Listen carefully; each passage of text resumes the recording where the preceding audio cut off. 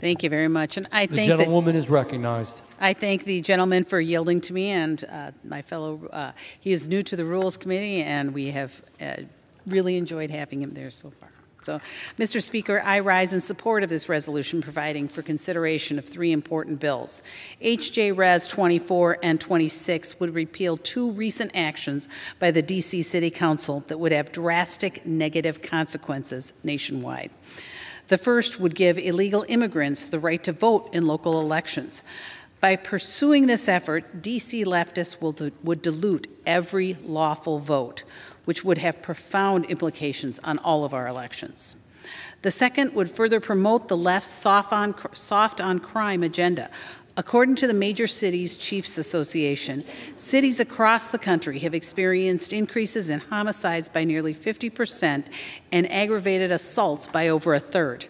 The so-called Revised Criminal Code Act would only accelerate these crime rates by eliminating mandatory minimums, reduce penalties for violent crimes, and bottle up local courts that are paid for by the federal government, federal tax dollars from across the country. Under the D.C. Home Rule Act of 1973, Congress retains the ultimate say over affairs within the seat of our federal government. The authority is derived under Article 1 of the Constitution, which grants Congress the authority over D.C.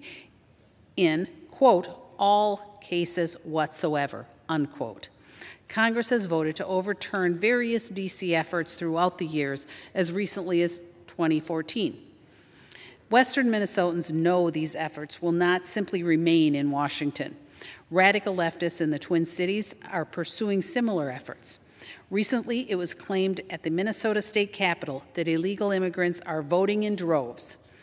The Western Minnesotans know that Twin Cities liberals will not be outdone by D.C. in promoting soft on crime policies.